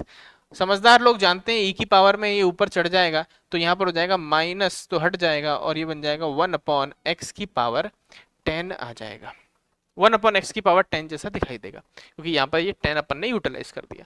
अब अपन जानते हैं लीनियर डिफरेंशियल इक्वेशन है तो y इंटू इंटीग्रेटिंग फैक्टर, तो इंटीग्रेटिंग फैक्टर क्या हो गया, 1 अपॉन एक्स की power 10 is equal to integration of, जो वहां पर लिखा हुआ है -9 अपॉन एक्स स्क्वायर और यहाँ पर आ जाएगा आपका एक्स की पावर 1 अपॉन, यहाँ पर क्या आ जाएगा, 10 आ जाएगा, ऐसा कुछ आ जाएगा, और ये हो गया dx। भैया ये 9 बाहर आ गया और ये बन जाएगा 1 अपॉन एक्स की पावर 12, इसको अगर ढंग से लिखना चाहें तो x की पावर -12 और dx। इंटीग्रेशन करेंगे तो x की power -12 plus 1 divided by -12 plus 1 और माइनस का 9 लिखा हुआ है और y अपॉन एक्स की पावर 10 लिखा हुआ है, और इंटीग्रेशन आएगा तो प्लस का c हो जाएगा। बच्चों अब आप लोग अच्छी तरीके से समझ गए होंगे कि ये क्या बन रहा है। y की वैल्यू को लिखेंगे, y को लिखेंगे fx, है ना, fx अपॉन एक्स की पावर 10 लिखेंगे, और ये लिखा हुआ है -9 और यहाँ लिखेंगे x की पावर 11 और यहाँ पर -11 आ गया तो माइनस माइनस प्लस हो गया, ये c आ गया, तो fx अपॉन एक्स की power 10 is equal to 9 upon 11 1 upon X की पावर 11 प्लस c। बेटा c की वैल्यू के लिए आपके पास सेटिंग दे रखी है, यहाँ पर सेटिंग मतलब यहाँ पर एक कंस्टेंट दे रखा है, जब x की वैल्यू 1 रखेंगे तो y की वैल्यू क्या हो जाएगी, 2 हो जाएगी। तो बस बच्चों आपको कुछ नहीं करना है इस क्वेश्चन में, जब यहाँ पर x की वैल्यू 1 रख दीजिए, x की जगह 1 रखिएगा तो fx की वैल्यू आ जाएगी 2, तो आप इसकी जगह पर 2 रखिएगा, ये सब 1 ये सब 1, यहाँ पर c की वैल्यू आ जाएगी, c की वैल्यू वापस उठा के इसमें रखिएगा, समझदार लोग आंसर निकाल देंगे, और I think B option will be the correct answer. ठीक है, नेक्स्ट क्वेश्चन की तरफ चलते हैं। नेक्स्ट क्वेश्चन एक ट्रिग्नोमेट्री का अच्छा सवाल था और आखिरी में एक इंडाइसिस का लॉजिक इस्तेमाल हो रहा था। फटाफट इस सवाल को देख लेते हैं। यहाँ पर अपन इसको अंदर मल्टीप्लाई कर देंगे, हर जगह मल्टीप्लाई कर देंगे, तो this will be sine of 11x/2 and this will be sine of 6x minus sine of 11x/2 और cos of 6x plus cos of 11x/2 sin of 6x plus cos of 11x/2 cos of 6x। ये अपन ने पूरा रायता जैसा फैला लिया है। अब इस रायते के बाद इस रायते को समेटना पड़ेगा, तो बच्चों इस वाले पार्ट को और इस वाले पार्ट को मर्ज कर दीजिए। जैसे ही इस वाले पार्ट को मर्ज करेंगे तो ये क्या बन जाएगा, बोलो, cos a cos b plus sin a sin b। बच्चों इस क्वेश्चन में आपको ट्रिग्नोमेट्री के बेसिक फॉर्मूले पूछे गए थे, बेसिक मतलब आपसे कोई हाईफाई नहीं, बेसिक फॉर्मूला पूछा गया। तो यहाँ पर cos a cos b plus sin a sin b, that should be cos a minus b। तो हम क्या लिखेंगे, cos of a minus b लिखना है तो 11x/2 माइनस 6x प्लस, अब ध्यान से देखिए इस वाले पार्ट को और इस वाले पार्ट को मर्ज करने का प्रयास कीजिए, तो बोलो क्या आ जाएगा, sin a cos b cos a sin b, बीच में आया है माइनस तो sine of a minus B इसमें भी लग गया, तो यहाँ लिखेंगे साइन ऑफ a कौन है 6x माइनस ये क्या हो जाएगा 11x/2। थोड़ा सा इसको सॉल्व करेंगे, वी विल गेट, देखो cos -x/2 हो जाएगा और cos माइनस अंदर रख लेता है अपने पास और ये हो जाएगा साइन ऑफ x/2 आ जाएगा। ठीक बात। अब अपन मान लेते हैं इसको t मान लेते हैं भाई साहब, तो t² क्या आ जाएगा, t² देखेंगे तो ये हो जाएगा 1 प्लस साइन एक्स हो जाएगा, बेटे स्क्वायर करोगे तो 1 प्लस साइन एक्स हो जाएगा। अच्छा ऊपर कॉट एक्स दे रखा था अपन को, बेटा ऐसे क्वेश्चंस आपको 11th के टाइम पे बहुत सारे कराए थे हमने, जब 11th क्लास हम पढ़ रहे थे तो हमने आपको 11th में बहुत सारे कराए थे ऐसे सवाल। तो आप लोग शीट में भी देखेंगे तो शीट में भी आपको ऐसे सवाल दिखाई देंगे। तो ये 5 लिखा हुआ है, तो ये कॉट है, कॉट मतलब बेस अपॉन परपेंडिकुलर, तो बेस मान लेते हैं इसको और ये है परपेंडिकुलर, तो I think this will B 6 हो जाएगा।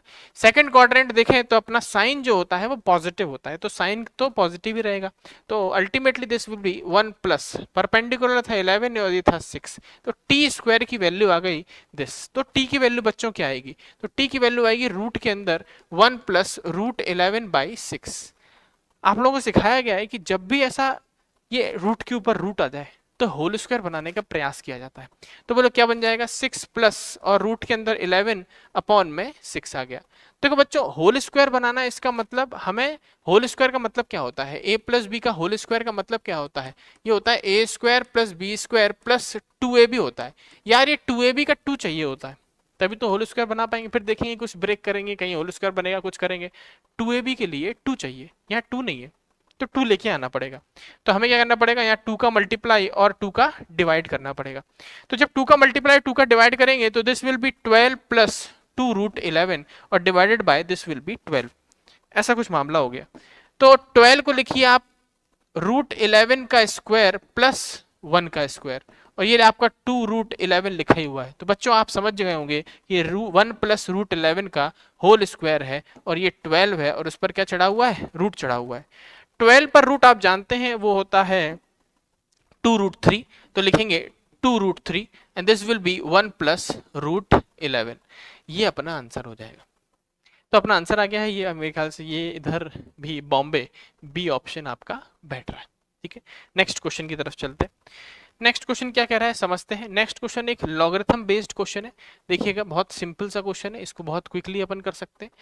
ध्यान से देखिए, पहले तो क्वेश्चन में पूछा क्या गया है, क्वेश्चन में पूछा गया है 4x प्लस 5y की वैल्यू चाहिए अपन को, 4x plus 5y। 4x plus 5y क्या हम डायरेक्टली इन इक्वेशंस की मदद से निकाल सकते हैं, बिल्कुल सर निकाल सकते हैं। आप देखिए इधर मैं 2 का मल्टीप्लाई कर दूंगा और इसे सब्ट्रैक्ट कर दूंगा तो 4x प्लस 5y आ जाएगा। देखिए ये 6x प्लस 4y आ गया और माइनस का 2x करोगे 6x में से तो 4x आ जाएगा, और यहाँ पर 4y है और माइनस माइनस प्लस हो जाएगा तो क्या आ जाएगा, 5y आ जाएगा। तो बहुत सिंपल सा है कि 4x प्लस 5y की हम डायरेक्टली वैल्यू निकाल सकते हैं, यहाँ x और y की वैल्यू निकालने की आवश्यकता नहीं है। हम यहाँ पर 2 का मल्टीप्लाई कर देते हैं तो ट्वाइस ऑफ लॉग ऑफ 18 की पावर 5/4 एंड माइनस सब्ट्रैक्ट किया अपन ने, है ना, ऊपर वाले में 2 का मल्टीप्लाई करके नीचे से सब्ट्रैक्ट किया है तो माइनस हो जाएगा लॉग, यहाँ पर बेस a है और यहाँ पर बेस b है और रूट के अंदर 1080 छप रहा है।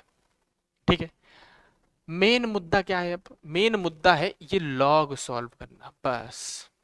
और ये लॉग भी बहुत हाई फाई चीज नहीं है, बहुत सिंपल है। देखो क्या है, मैं इसको अलग से लिख के दिखाता हूं आपको।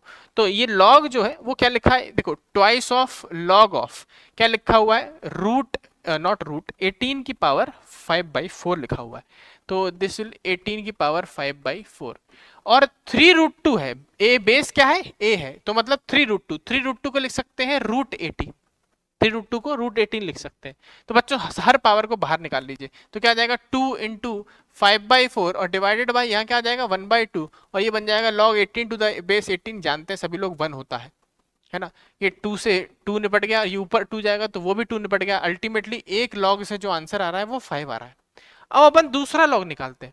दूसरा लॉग निकालेंगे तो बच्चों यहाँ b की जगह क्या लिखा हुआ है समझने का प्रयास करते हैं। तो b की जगह जो लिखा हुआ है वो लिखा हुआ है b इज इक्वल टू 1/5 की पावर 1/6 और √6, इतना लिखा हुआ है। तो यार जैसे हमने ऊपर वाले में किया कि बेस को और वैल्यू को लगभग पावर के हिसाब से बराबर करने का प्रयास किया, वैसे ही हमें इधर भी प्रयास करना चाहिए। यहाँ पावर 1/6 है, क्यों ना मैं b की पावर 6 निकालता हूँ। b की पावर 6 निकालूंगा तो this we will get 5 into 6 का क्यूब, और बच्चों 5 इंटू 6 का क्यूब ही 1/1080 ही होता है। ठीक है, तो b की पावर 6 लिखा हुआ है, तो बेसिकली हम बोल सकते हैं कि 1080 की होल पावर -1/6 को हम b बोल सकते हैं। ठीक है, इतना बोल सकते हैं। तो हम b की वैल्यू उसमें चिपका देते हैं। तो जैसे ही हमने चिपकाई तो बोलो क्या आ जाएगा, यहाँ पर ध्यान से समझते हैं। तो वी विल गेट, ये लिखा हुआ है लॉग ऑफ बेस b मतलब 1080 की होल पावर -1/6 एंड 1080 की होल पावर 1/2, ये 1/2 उतारिए 1/6 उतारिए, दिस विल बी माइनस का 3, दिस विल बी माइनस का 3। तो बच्चों this is -3 and this is 5, 5 minus of -3 will give 8, तो जो करेक्ट आंसर हो जाएगा दैट विल बी 8।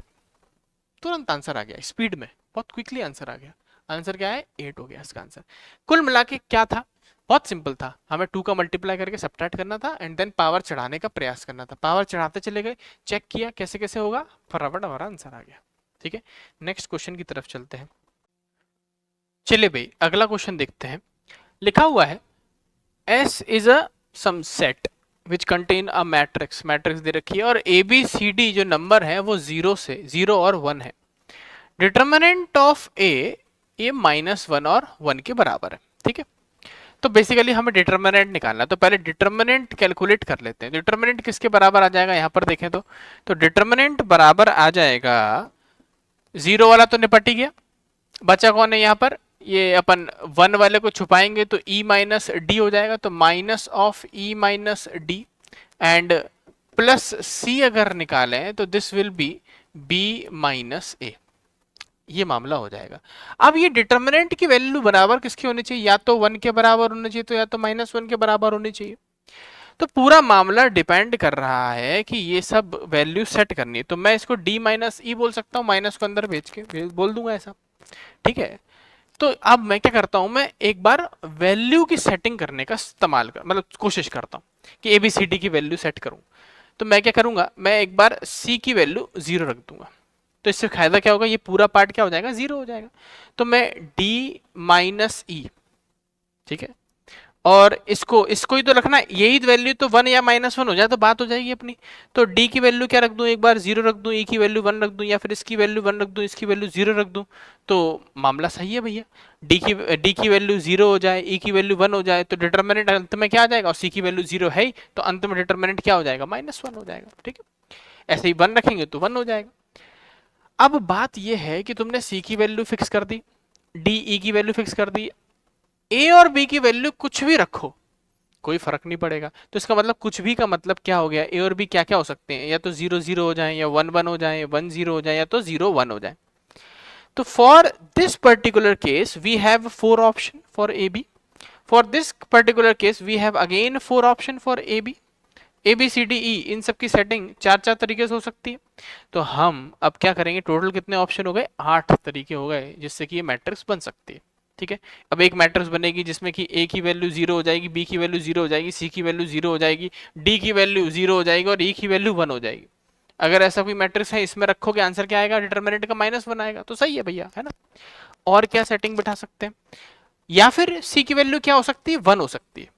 अगर मैंने C की वैल्यू 1 रख दी तो बच्चों क्या बन जाएगा, ध्यान से देखिए, ये बन जाएगा D minus E plus B minus A. अब इसकी वैल्यू या तो 1 रखेंगे या तो -1 रखेंगे। तो मैं क्या करता हूं, इधर मर्जिंग कर लेता हूं थोड़ी सी, है ना। तो क्या कर सकते हैं, यहां पर इसको लिख देते हैं D प्लस बी माइनस, और ये हो जाएगा E प्लस ए। कुछ ऐसा ऐसा हो जाएगा भैया, कुछ कुछ ऐसा ऐसा दिख रहा है अपन को, B माइनस ए लिखा हुआ है, तो मैंने माइनस माइनस वाले कॉमन निकाल लिए और प्लस प्लस वाले एक साथ कर लिए, तो काम हो गया मेरा। अब ये डिटर्मिनेंट की वैल्यू 1 या -1 हो सकती है, ऐसा कुछ अपन बैठा सकते हैं, या फिर इसको थोड़ा और अरेंज करके लिखें, माइनस माइनस करके भी लिख सकते हैं। देखो ऐसे लिख सकते हैं इसको, या तो इसको ऐसे ही रहने दो, क्या लिखेंगे, D माइनस ई और प्लस B माइनस ए, ऐसा कुछ मामला अपन भी लिख सकते हैं, ऐसा कुछ हो जाएगा। ठीक है, चलो अब इसकी वैल्यू 1 या फिर -1 हमें करनी है। ठीक है, तो कैसे हो पाएगा, देखो कैसे हो पाएगा। अपन क्या कर लें, अपन यहाँ पर देखो C की वैल्यू तो अपन ने 1 फिक्स कर दी है, अब यहाँ पर अपन 1 रख देते हैं, इधर D की वैल्यू 1 रख देंगे, तो E की वैल्यू क्या रखनी पड़ेगी, 0 रखनी पड़ेगी। ठीक है, तो B की वैल्यू क्या रखनी पड़ेगी, ध्यान से देखो, अब देखो मेरे को 1 चाहिए, तो अगर मैंने B की वैल्यू 1 रख दी तो आंसर 2 आ जाएगा। अगर A की वैल्यू 0 रख दी तो मुझे बाकी सबको क्या रखना पड़ेगा, 0 रखना पड़ेगा। ठीक बात। या फिर क्या पॉसिबल है, मैं 1 और 0 वाले केस में इसको 1 और 1 भी सेट कर सकता हूं। भैया 1 और 1 सेट कर दिया मैंने। और क्या पॉसिबल है बच्चों, और ये पॉसिबल है कि हम यहां पर 0 या फिर 1 कर दें और यहाँ 0 0 कर दें, या फिर 1 1 कर दें, जैसे अभी ऊपर वाले में किया 1, और यहाँ पर आई थिंक 1 0 हो जाएगा। तो कितने केसेस हो गए यहाँ पर? 4 केसेस तो ऐसे हो गए। अब बच्चों यही सेम चीज हम इनके स्वैप कर सकते हैं, यही सेम चीज स्वैप कर सकते हैं कि यहाँ पर अपन ने 1 0 कर दिया, तो यहाँ पर क्या होना पड़ेगा? 0 0 होना पड़ेगा, या फिर 1 1 होना पड़ेगा, तभी तो सब्ट्रैक्शन 0 आ जाएगा। ये 1 0 केस में, ऐसे ही 0 1 के केस में भी क्या हो जाएगा? यहाँ पर एक बार 0 0 और एक बार 1 1। तो बच्चों ये 4 केसेस और ये 4 केसेस, टोटल कितने हो गए? 8 केसेस। 8 + 8 आंसर क्या आ जाएगा? 16 आ जाएगा, 16 आंसर आ जाएगा।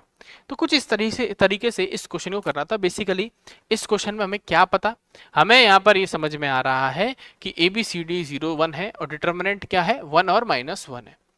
इसमें कोई फॉर्मूला नहीं है, कोई कुछ नहीं है, आपको अल्टीमेटली यहाँ क्या बनाने पड़ेंगे? केस ही बनाने पड़ेंगे, केस के अलावा कोई इसमें चारा नहीं है। ठीक है, चलिए नेक्स्ट क्वेश्चन समझते हैं। और इसमें बोला है लेट OP वेक्टर से, कुछ है ना, वेक्टर से।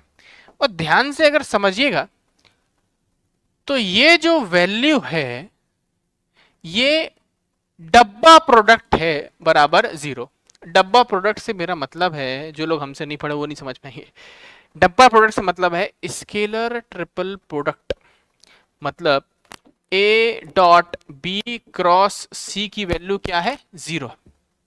ठीक है, तो मतलब इसका मतलब क्या हुआ? डिटर्मिनेंट निकालूंगा IJK का, कोफिशिएंट से मैं डिटर्मिनेंट बनाऊंगा, फिर आंसर निकालूंगा।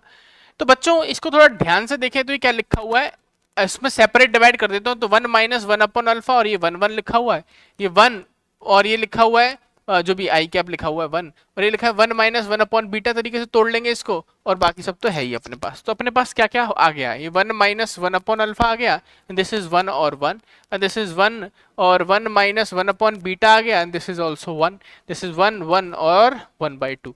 और ये भैया किसके बराबर होने चाहिए? 0 के बराबर होने चाहिए। ठीक है भैया, ये 0 के बराबर आ गया।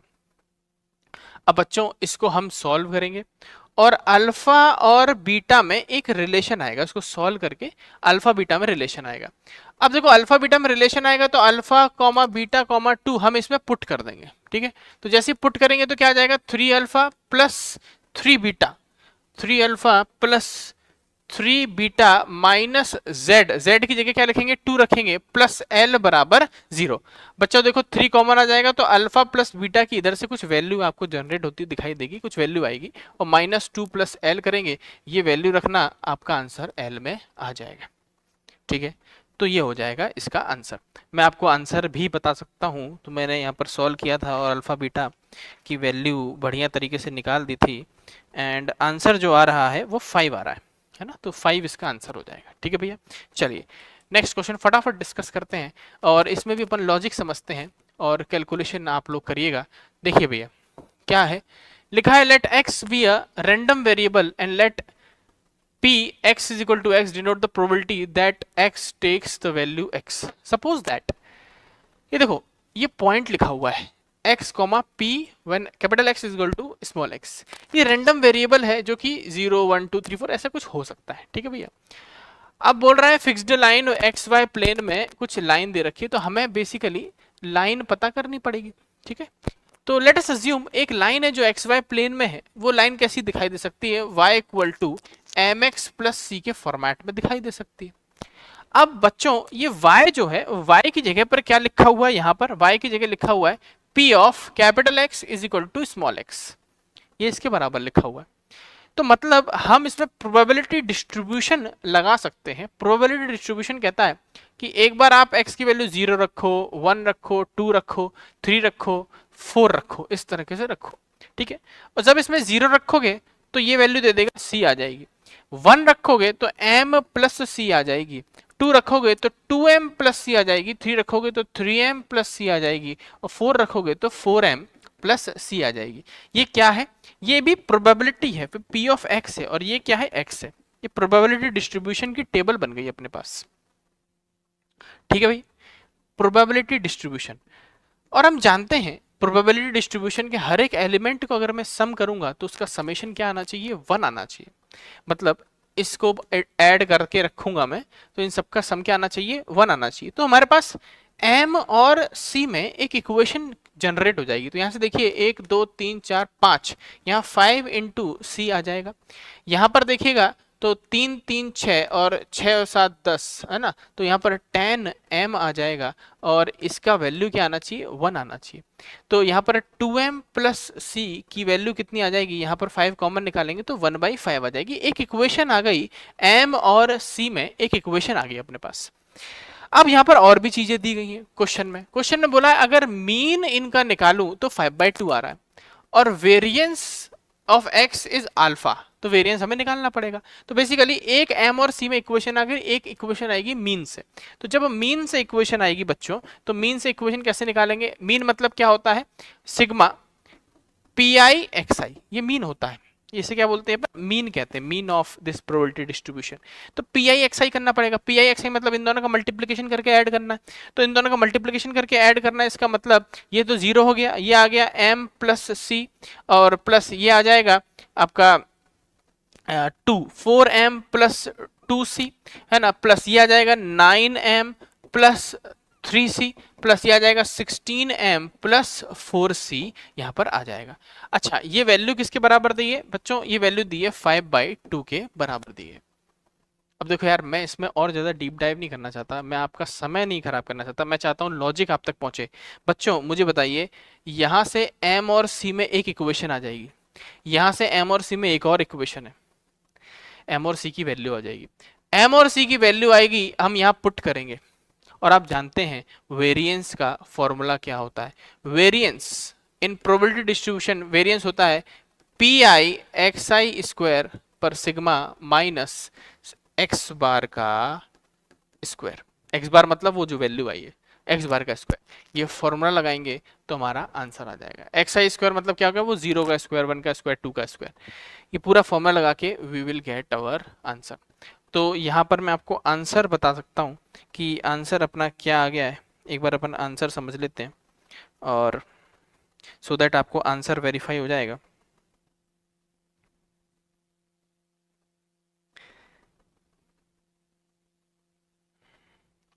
आंसर मैंने यहाँ पर सॉल्व कर दिया है। तो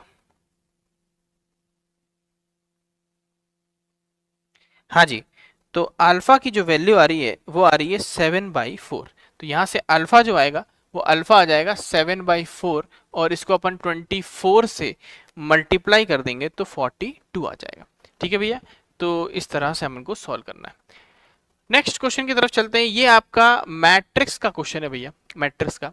तो ध्यान से देखिए, तो इसमें बोला गया है let alpha beta be the distinct root of the equation X square.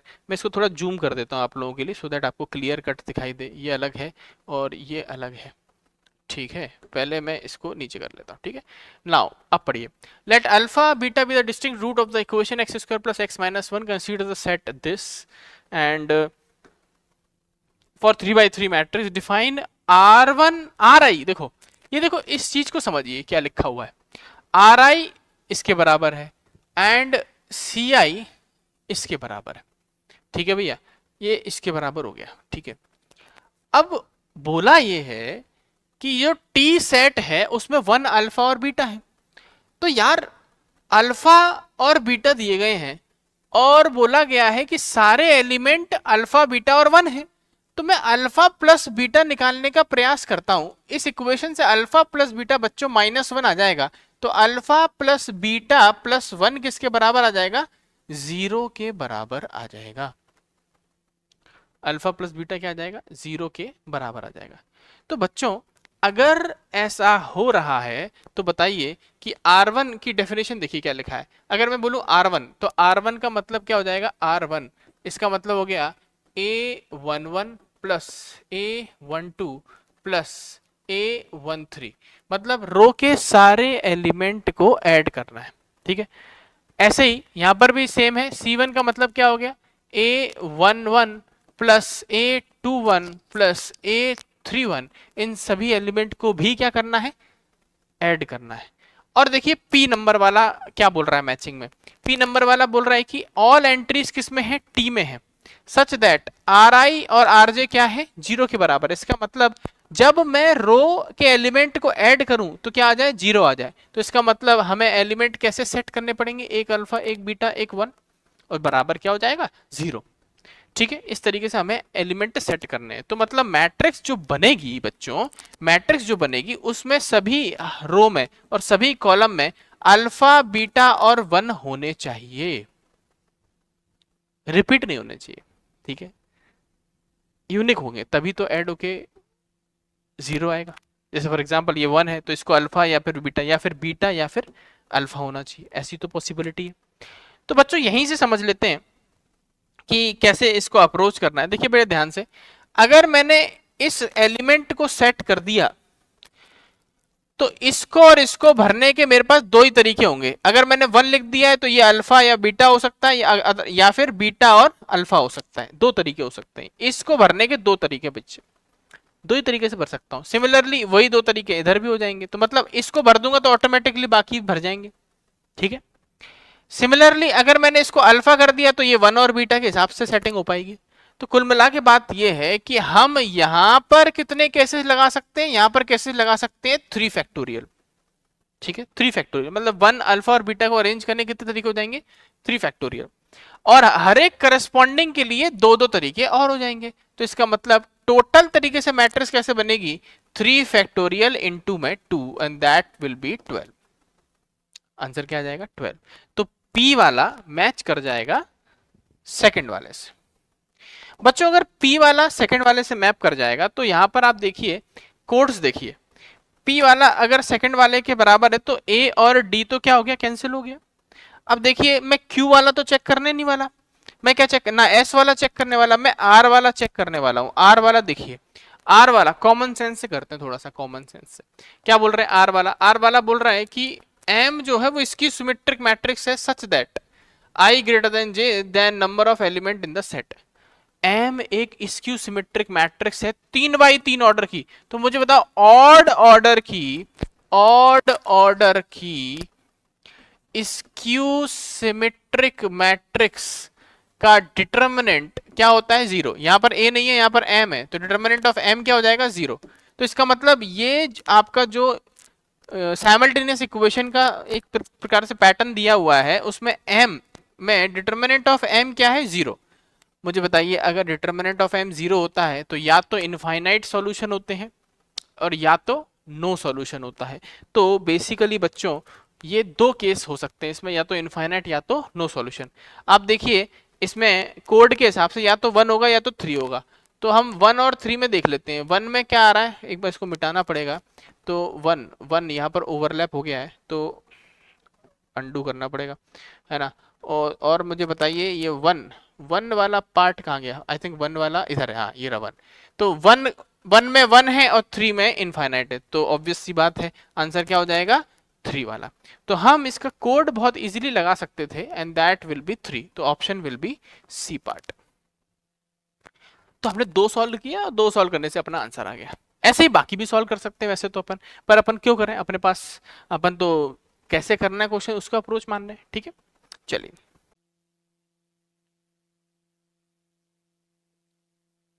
Next question देखते हैं। तो बेसिकली यहाँ पर आपको दिया गया है let straight line y is equal to 2x touch the circle with center this, है ना। और उसके बाद बोला गया है कि alpha greater than 0 r radius दिया हुआ है, a1 दिया हुआ है, b1 दिया हुआ है।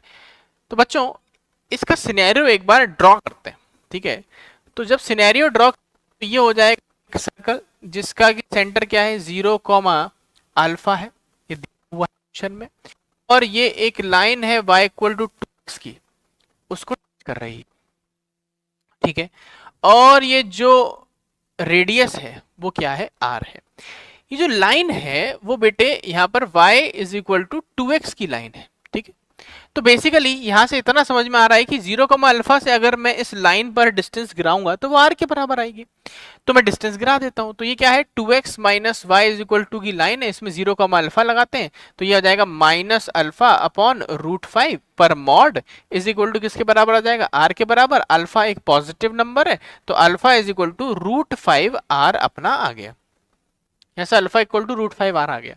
वैल्यू उसमें पुट कर देते हैं। तो √5r इधर से लिखिए, √5r plus R is equal to, यहाँ से √5 कॉमन निकालिए तो I think this will be √5 plus 1, और यहाँ पर r कॉमन आ गया तो √5 प्लस 1 इज इक्वल टू √5, और √5 प्लस 1 ये भैया कट गए, r की वैल्यू आ गई बच्चों √5, r की वैल्यू √5 आ गई, इसका मतलब r will be mapped to √5, √5 map हो गया। अब r की वैल्यू √5 आ गई तो अल्फा की वैल्यू ऑब्वियसली 5 आ गई, मैच कर जाएगा किससे, 2 और 4। तो देखिए p की वैल्यू हो गई 2 और p के बाद q की वैल्यू हो गई, सॉरी p की वैल्यू 4 हो गई, q की वैल्यू 2 हो गई। तो p की वैल्यू 4 और q की वैल्यू 2। अभी अपन को और देखना है क्या, 4 और 2 वाले a और c हो सकते हैं, b और d नहीं हो सकते, ठीक है। अब अपन चेक करते हैं, कौन सा वाला चेक करते हैं, कोई भी r चेक कर लेते हैं, या a1 निकाल लेते हैं, b1 निकाल लेते हैं, ठीक है। तो बच्चों ये भी बहुत आसान है, ये यहाँ पर देखें अपन, तो यहाँ से फुट ऑफ परपेंडिकुलर अगर गिरा दें 0, से 0, का मतलब आप अपने लिए क्या हो गया 0,5, 0,5 से इस लाइन पर फुट ऑफ परपेंडिकुलर ड्रॉ कर दें तो वी विल गेट a1, और उसके करस्पॉन्डिंग जो पॉइंट है एक ये b1 है जो क्वेश्चन में दिया हुआ है, b1 पॉइंट है, यहाँ पर a1 b1 एक डायमीटर की तरह है। तो a1 निकालना है, a1 कैसे निकलेगा, फुट ऑफ परपेंडिकुलर से। तो फुट ऑफ परपेंडिकुलर निकालने के लिए मेरे पास फॉर्मूला है भैया, क्या, इसको मान लो h, k मान लो, तो क्या लिखोगे, बोलो कहां से निकालना है, यहां से।